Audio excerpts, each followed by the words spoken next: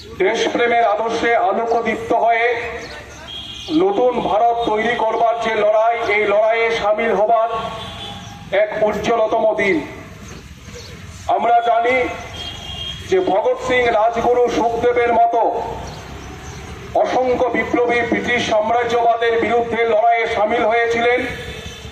এ দেশ থেকে ব্রিটিশ সাম্রাজ্যবাদকে উৎখাত করবার স্বপ্ন নিয়ে লড়াইয়ে তারা সামিল হয়েছিলেন। এই ব্রিটিশ ভারতের অবসান ঘটিয়ে এমন এক ভারতবর্ষ তৈরি হবে যে ভারতবর্ষে সমাজতান্ত্রিক ধাঁচের একটি সরকার তৈরি হবে, যেখানে অন্ন, বস্ত্র, বাসস্থান, শিক্ষা এবং কর্মসংস্থানের গ্যারান্টি তৈরি হবে। এমন এক ভারতবর্ষের স্বপ্ন নিয়ে ভগৎ সিং, রাজগুরু, সুখদেবরা অতি অল্প বয়সেই তারা ব্রিটিশ সাম্রাজ্যবাদ বিরোধী লড়াইয়ে সামিল হয়েছিলেন।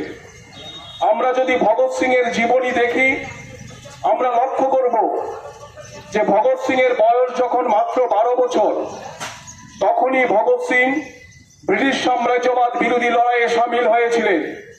এবং বিশেষ করে তৎকালীন সময়ে জালিয়ানওয়ালাবাগে শিখদের উপর যে ভয়ঙ্কর হত্যাকাণ্ড সংগঠিত হয়েছিল, যে হত্যাকাণ্ডের ফলে প্রায় 20,000-এর বেশি মানুষের প্রাণহানি ঘটেছিল, এই ঘটনা ভগৎ সিংকে দারুণভাবে দাগ কেটে যায়।